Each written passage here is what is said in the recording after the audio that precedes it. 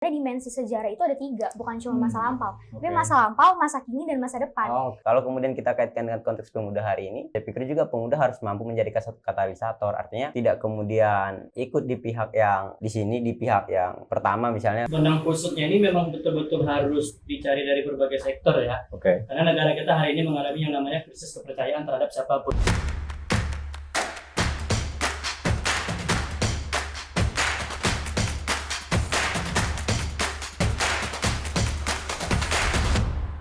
Halo dulur, selamat datang di kanal Kolase Konstitusi.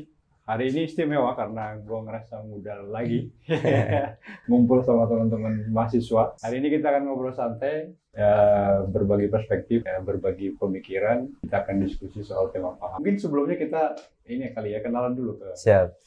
Dimulai dari dari sini aja. Ya. Siap. Ini apa aja yang dikenalin nih, Bang? Nama aja. Nama dari mana? Siap. Nama saya ini Alvin Jarkasi Hussein Haraha dari Provinsi Riau. Kuliah di Universitas Muhammadiyah Riau. Sekarang alhamdulillah semester akhir, Mas. Oke. Akhirnya. Dipanggilnya akrabnya kalau di Riau Bung Rahab. Bung Rahab. Ya, Bung Rahab. Oh, Bung Rahab. Bung Rahab. Oh, Bung Rahab. Ya nanti kurap nanti.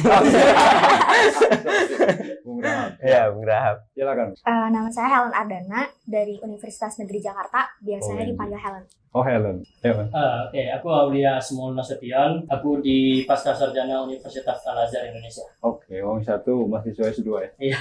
Gua agak minder nih. Belum S2 soalnya. Ya, kita mau ngobrol santai aja nih, teman-teman.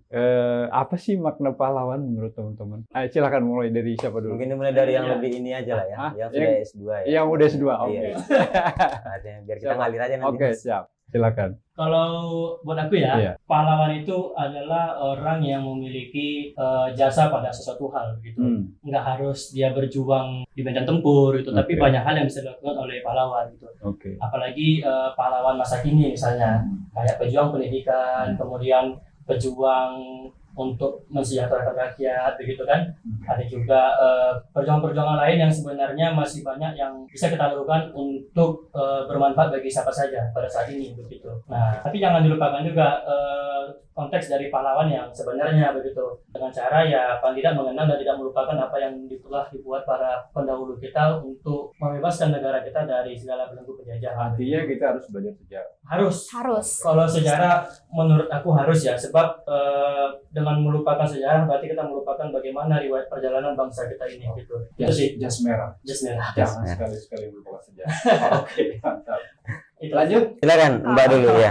Biar lebih ini kita di air aja. Kalau menurut aku ya, kalau kita berbicara tentang pahlawan, maka yang paling penting adalah sesuatu yang bisa diteladani dari orang itu. Karena ya sebenarnya mau kita berteori macam manapun gitu, kalau misalnya tidak ada satu hal yang bisa diteladani dari pahlawan, ya itu akan jadi sia-sia. Jadi masyarakat kita sebenarnya banyak yang teredukasi, tapi kita kurang dalam keteladanan. Dan maka dari itu, sosok pahlawan menjadi penting untuk diteladani, karena hal-hal yang melekat di diri dia itu bisa diteladani. Terakhir Mas ya.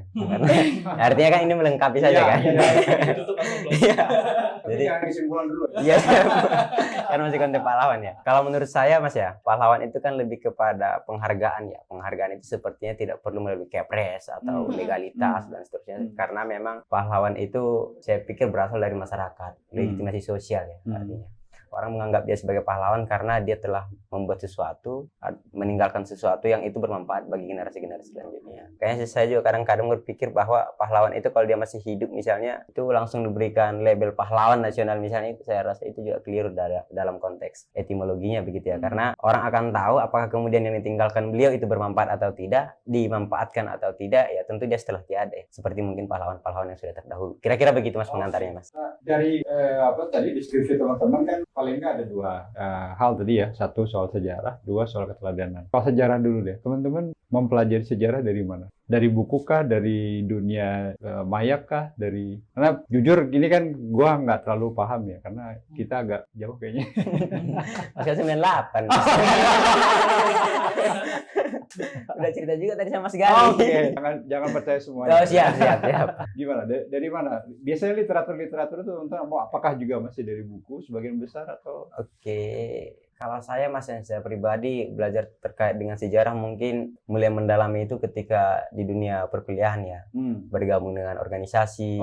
Saya gabung aktif di Ikatan Mahasiswa Muhammadiyah mas. Jadi kan sering kemudian ada forum-forum diskusi yang kemudian berangkat dari perspektif historis, kemudian dimensi-dimensi sosiologis, antropologis dan yang lainnya itu kemudian sehingga kita juga terpacu kan untuk kemudian memperkaya literatur terkait dengan sejarah. Saya pikir juga penting untuk kemudian belajar sejarah secara otodidak ya. Karena di pendidikan juga saya pikir banyak kemudian distorsi mengenai dengan pendidikan-pendidikan, pelajaran-pelajaran sejarah yang kemudian disampaikan oleh guru. Dan sayangnya, bukan berarti saya ingin ini ya, menyalahkan guru, bukan dalam konteks itu. Tapi bagaimana kemudian seharusnya guru itu juga menambah referensi dari sudut pandang yang lain. Sehingga komprehensif nanti ketika menyampaikan materi tersebut kepada teman-teman siswa atau siswi. Kira-kira begitu mas. Belajar otodidaknya dari mana? Baca buku sendiri? Ya, kalau saya baca buku, misalnya saya sangat suka dengan Kiai Ahmad Dahlan, Tan Malaka, Bung Hatta, Bung Rahab belum, nanti mungkin setelah meninggal ya, kalau dikasih label. Kemudian ada Buya Hamka juga, dan beberapa pahlawan lainnya. Saya otodidak. Kalau Ella gimana? Kalau aku sama sih Kak, dari buku, dari guru juga sih. Cuma aku setuju tadi pernyataannya Kak Alvin, kalau misalnya masih banyak distorsi dalam dunia pendidikan kita. Karena background aku kan keguruan ya Kak. Di sekolah, kita hanya menerima satu pihak. Jadi guru menjelaskan, ya kita menerima. Dan buku yang dipakai pun buku dari pemerintah. Jadi ada Gium yang bilang sejarah adalah milik pemenang. Saya rasa masih relevan gitu. Dan guru pun sejarah masih dituliskan oleh pemenang. Iya, dan guru pun masih terlalu apa ya Kak? Kadang menutup diri.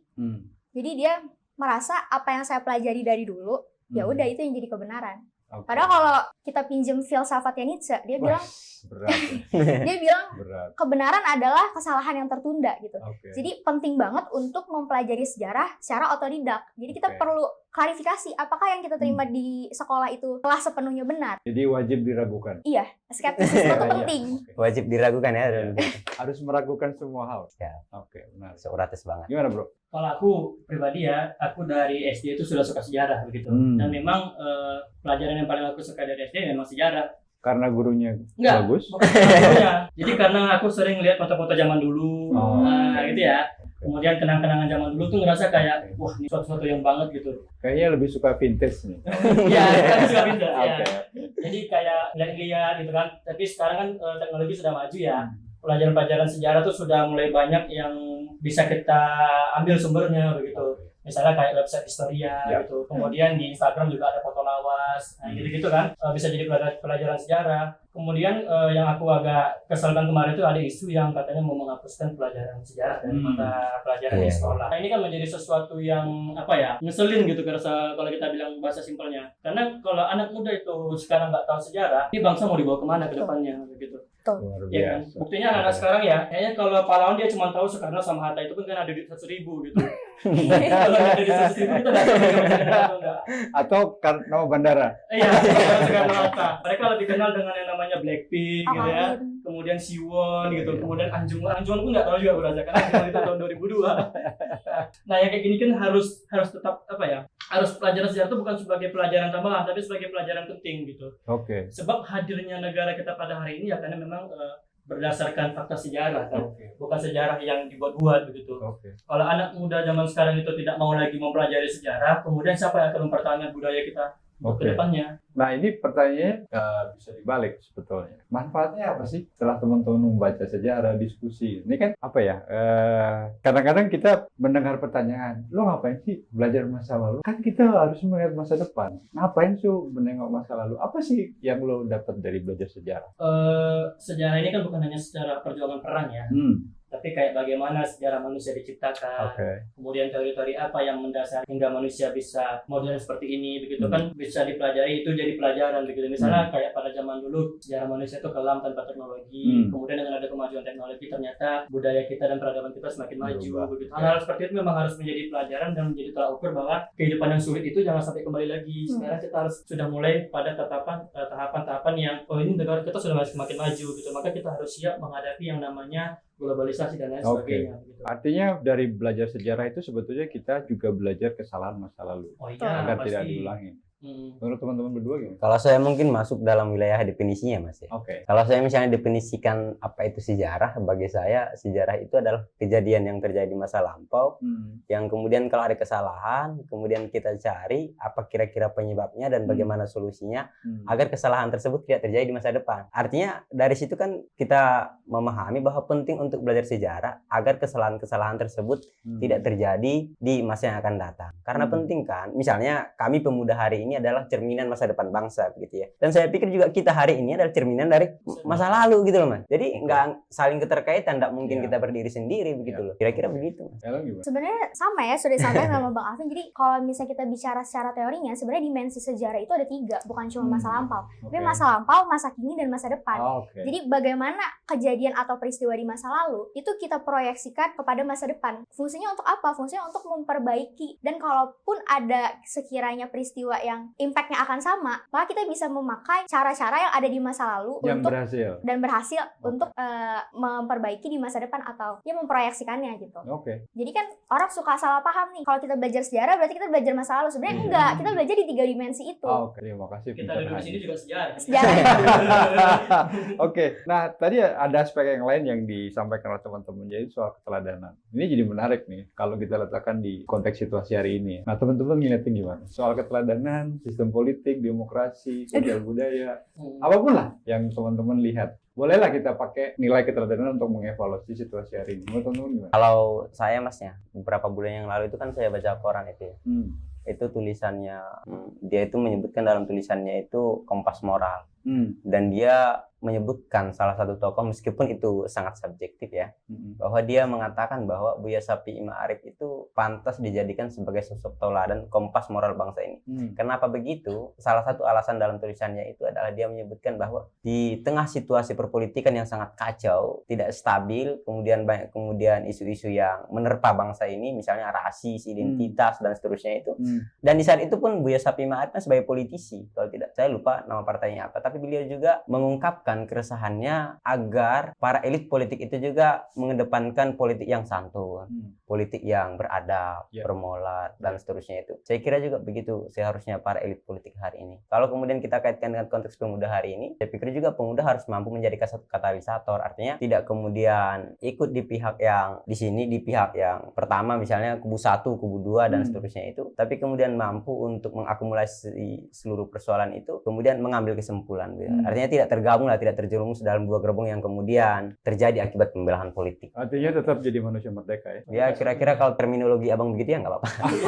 Nah maksudnya jadi yang gue maksud merdeka itu artinya dia tidak takut, dia mengungkapkan pendapat sesuai dengan keyakinan dan pikirannya, tidak perlu takut dicap blok kiri, blok kanan. Ya makanya saya pikir begini, Mas ya, pemuda sekarang itu saya pikir harus memiliki pertama kemandirian ideologi. Di luar kemandirian itu juga harus punya kedaulatan ideologi juga agar nanti tidak bisa diintervensi oleh siapapun yang kemudian memiliki kepentingan. Ya, yang seterusnya mungkin dalam konteks kondisi hari ini mungkin kemandirian ini ya, kreativitas ya, artinya harus punya semacam branding bagaimana kemudian menghadapi masa yang akan datang. Termasuk ngasih nama Bung Rahab tuh branding. Kalau kalian gimana soal keteladanan? Soal keteladanan sih, aku masih kayak ngelihat, apalagi elit-elit politik kita ya, kalau misalnya kita ngomong tentang politik, masih krisis gitu, krisis keteladanan. Karena seringkali gitu ya, rakyat ini hanya diobjektifikasi sebagai ladang atau pundi-pundi suara untuk mereka meraih kekuasaan. Padahal kan kalau kita balik lagi ke konstitusi, ini rakyat yang berdaulat gitu.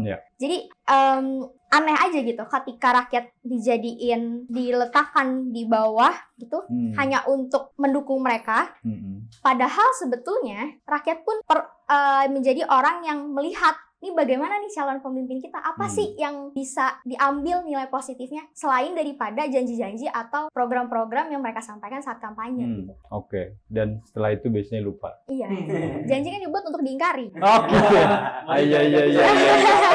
Gua nggak nerusin kali. Gua nggak berani nerusin. Gimana bro? Berkaitan dengan teladan dan sejarah ya. Aku rasa negara kita ini tidak kekurangan teladan lah. Dari zaman dulu kita sudah punya pimpinan-pimpinan negara yang patut dijadikan teladan gitu. Salah satunya misalnya mungkin Bung Hatta dengan kejujurannya, dengan jiwa kesatrianya, menikah itu kalau Indonesia sudah merdeka gitu kan, dan itu dibuktikan dia begitu. Kemudian bagaimana Hugeng misalnya dianggap sebagai polisi paling jujur gitu. Hal-hal yang sebenarnya diperlukan dalam negeri ini ya teladan begitu. Kalau negeri ini mau berjalan dengan baik ya, sesusah apapun sebenarnya kesulitan negara ya, selama kita punya orang-orang yang bisa diteladani, kita pasti masih punya tujuan arah begitu. Nah masalahnya seperti yang dikatakan Alvin sama Helen tadi, negara kita kekurangan teladan. Jadi rakyat bingung juga kan, siapa yang mau kita ikuti sebenarnya dalam bernegara ini begitu. Kalau kita bicara Pancasila misalnya, akhir-akhir ini sering didengungkan Pancasila harga mati. Tapi banyak orang yang tidak berkepribadian seperti Pancasila seperti itu. Yang ngomong ketuhanan tapi mengatasnamakan Tuhan untuk menghakimi orang gitu misalnya. Nah, hal-hal yang seperti itu yang sebenarnya merusak tatanan berkehidupan di negeri kita ini begitu. Nah, perlu sebenarnya, makanya kenapa kita harus belajar sejarah ya. Belajarlah dari zaman dulu bagaimana cara orang bisa membentuk Indonesia dengan berbagai keanekaragaman, kemudian bisa memancing sebuah persatuan sehingga kita bisa meraih kemerdekaan seperti itu. Terus Gue kalau ngobrol sama anak muda yang begini nih optimis kayak Indonesia bentar lagi selesai nih persoalan-persoalannya. Selesai apa ya dulu Mas? Persoalan-persoalan yang beda. Karena visioner, punya pemahaman sejarah, konteks Indonesianya clear gitu. Ya kan? Kayaknya optimis lah gue.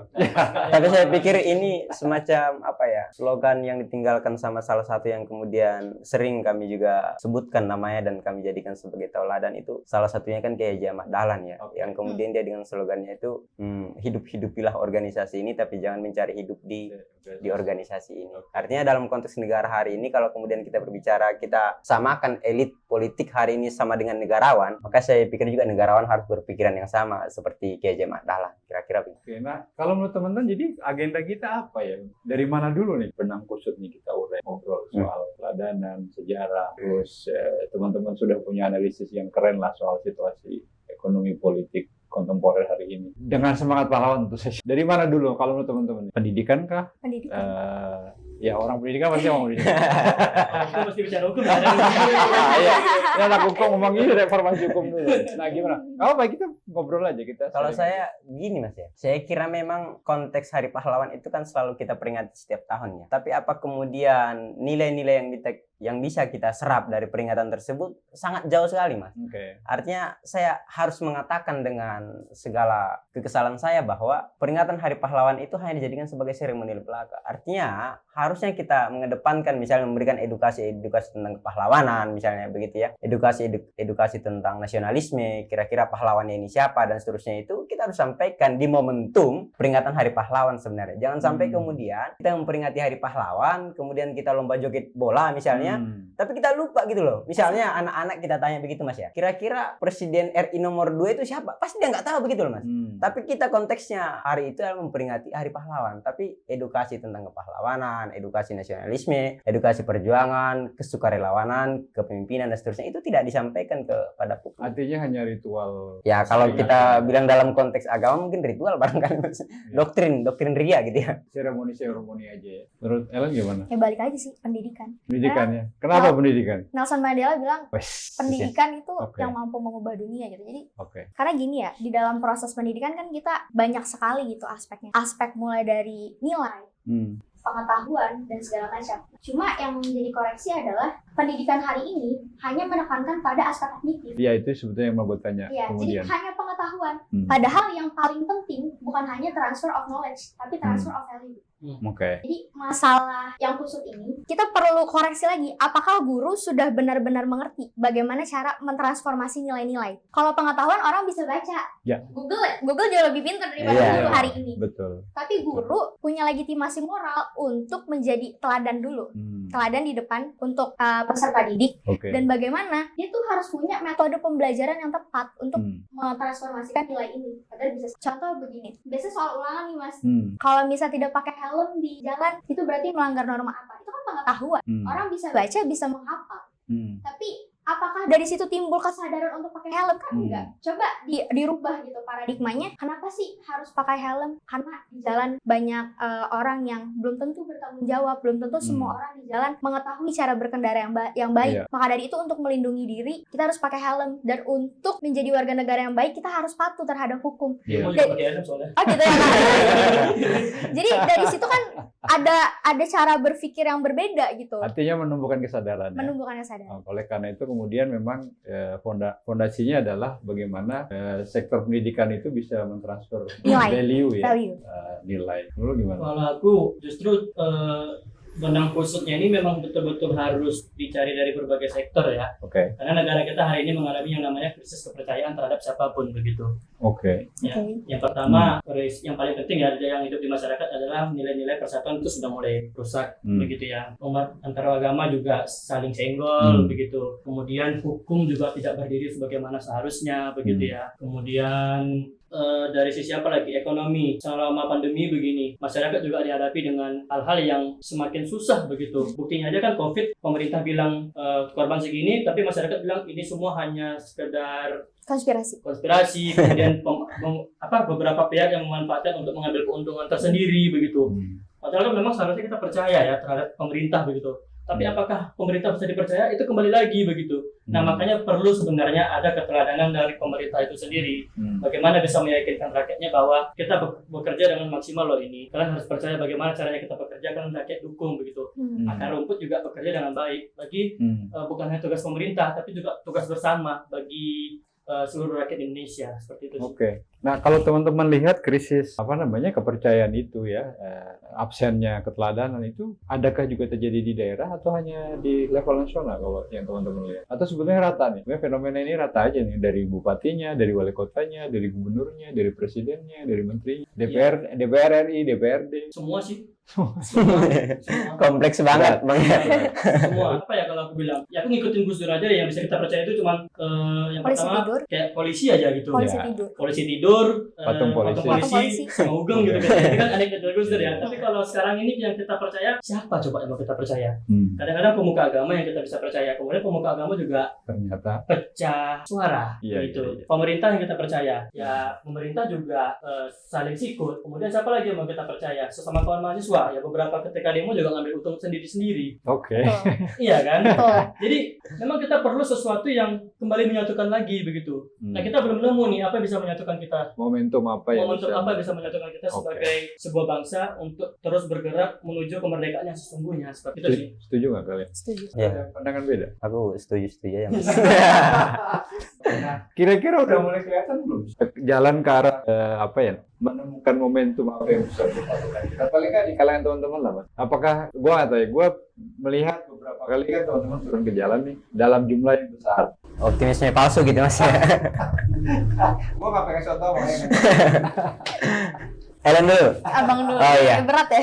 Saya pikir memang kalau kemudian kita berbicara tentang optimisme pemuda hari ini, saya pikir memang semua pemuda, terutama teman-teman yang hadir di jalan, kemudian menyampaikan aspirasi, memberikan kritik, menyampaikan nasihat kepada pemerintah. Saya pikir itu adalah salah satu bentuk kontribusi dalam mengawal proses kemerdekaan cita-cita negara yang luhur. Jadi kalau kemudian kita pun tidak turun, nanti ada juga semacam intervensi dari masyarakat, intervensi sosial. Mana mahasiswa, segala macam. Kalaupun kemudian kita turun, nilainya beda lagi. Ada yang bilang mahasiswa tidak berjuang sendiri, ada yang menunggangi segala macam. Nah, itu kan perlu kemudian kita kesampingkan semacam tanggapan-tanggapan, gosip-gosip yang beredar di luar, agar kemudian kita juga optimis untuk melaju ke depan dalam mengawal proses cita-cita kemerdekaan. Ya, kalau saya Mas optimis. Terlebih kemudian kita pada hari ini kan di era teknologi, saya pikir semuanya sangat melek politik. Saya nggak mengatakan bahwa teman-teman, kemarin ya Bang Ical yang bilang ya, Bang Ical, dia kan ada semacam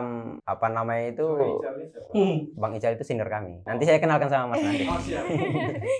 Dia banyak kemudian asumsi atau informasi yang beredar di media sosial bahwa mengatakan bahwa teman-teman milenial itu tidak melek politik atau apolitis begitu ya. Tapi saya pikir malah kebalikannya Mas. Yang menaikkan trending Twitter kemudian jadi pembahasan di ILC itu siapa kalau nggak netizen Mas?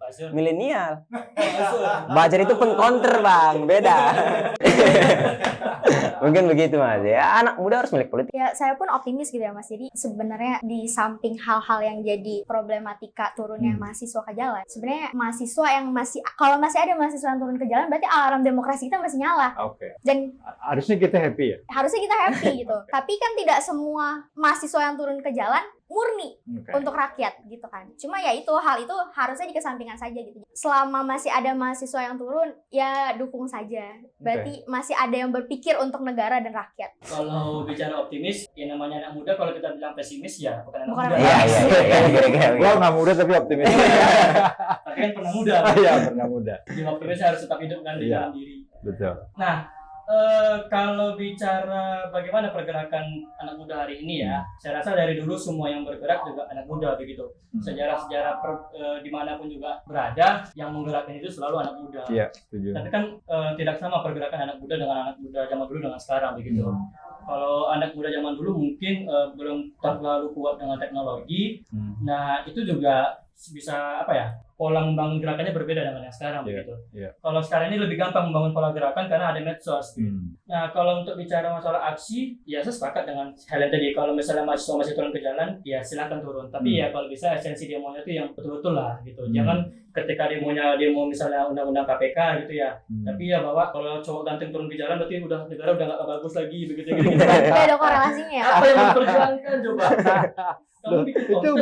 Itu bukannya memang merepresentasikan cara berpikir anak sekarang yang relatif gua minta konfirmasi juga nih. Maksudnya relatif ya dia sebetulnya menganggap semuanya ya fun-fun aja gitu ya. Kita happy aja gitu. Boleh begitu ya. Di luar negeri juga sama seperti itu, memang beberapa hal yang berkaitan dengan untuk ada sekedar unsur yang lucu begitu. Tapi kan ini menyampaikan aspirasi, paling tidak ya sampaikanlah sesuai dengan aspirasinya begitu. Isunya jangan isunya jangan sampai lengah gitu. Kadang-kadang dia turun demo ya untuk sekarang ini memang untuk konten media sosialnya doang gitu. Yang kadang-kadang followernya malah cuma 500. Tapi kasihan aku banget itu. Nah, makanya kan kemarin kejadian tuh di Kalimantan tuh. Sampai kena marah kampusnya kan, mohon maaf ya. Dia bikin status begini kan, dengan perkosa negaraku, tapi perkosa aja aku gitu kan enggak ini begitu. Nah, anak muda itu ya harus bisa merepresentasikan apa yang diperjuangkan gitu. Tapi dengan cara-cara yang kreatif begitu. Banyak kok cara sekarang untuk bisa menyuarakan aspirasi kita. Kreatif itu tidak harus receh ya. Iya, betul. Aksi boleh tapi jangan kehilangan esensi. Aksi yes, receh no.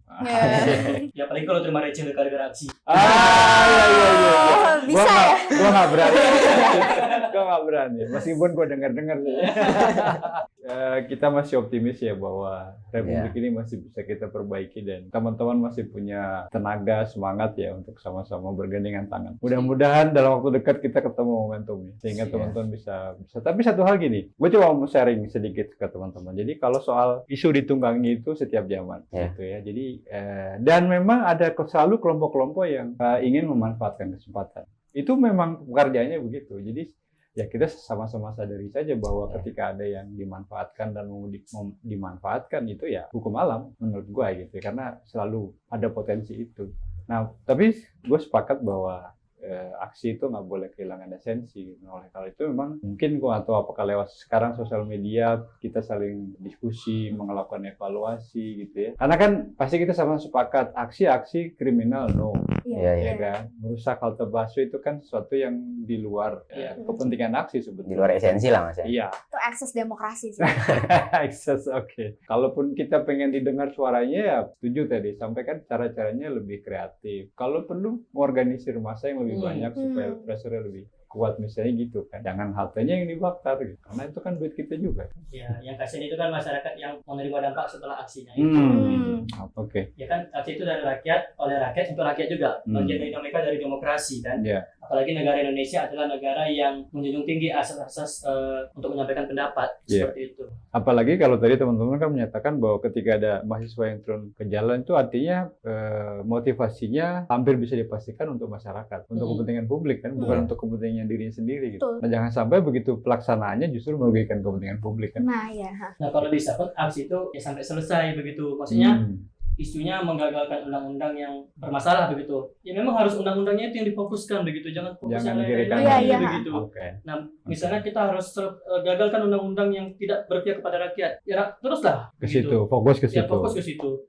Nah, kadang-kadang kan yang menjadi kekesalan saya ya sebagai aktivis mahasiswa begitu adalah bagaimana cara polisi satu represif, kemudian bagaimana cara mereka menghadapi mahasiswa seperti itu ya.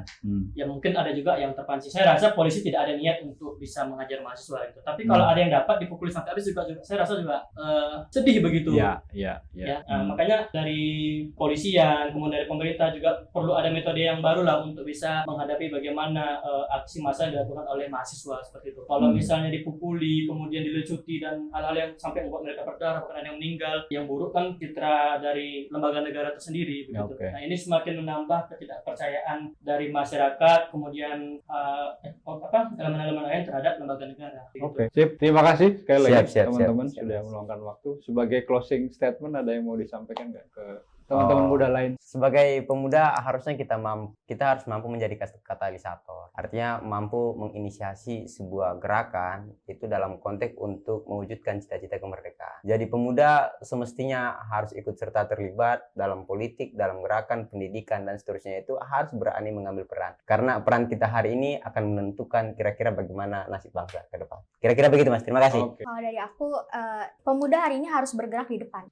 Jangan dibalik layar, apalagi cuma ngandelin jempol. Jadi kita harus membuat sebuah gerakan atas nama rakyat dan untuk rakyat. Jadi harus murni nih gerakannya. Kalau aku ya, anak muda hari ini kan adalah pemimpin di masa depan begitu ya.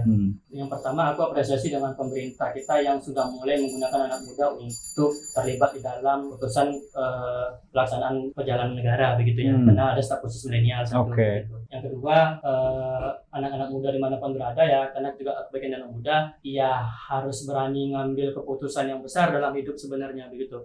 Terutama dalam hal-hal yang berkaitan dengan masa depan. Karena sekarang ini kalau kita perhatikan adalah penyakitnya anak muda itu takut menghadapi sesuatu yang kira-kira kedepannya bagaimana begitu. Oh gitu. Nah, ada ketakutan tersendiri. Artinya tidak berani mengambil resiko Bang ya. Satu, yang kedua, aku ke depan gimana ya kalau kondisi negara kayak gini apa segala macam begitu. Nah, kemudian kalau aku pribadi sebagai orang muslim begitu ya, menjadikan Rasulullah sebagai pedoman begitu, sebagai teladan, karena dia dari muda udah berjuang loh bagaimana menyebarkan agama Islam sehingga dia bisa jadi pemimpin terbaik di dunia kan. Tidak ada salahnya kalau kita mencari teladan yang bagus untuk bisa menjadi contoh yang baik bagaimana negara ini bisa dijalankan dengan mestinya. Nah, kita butuh teladan itu.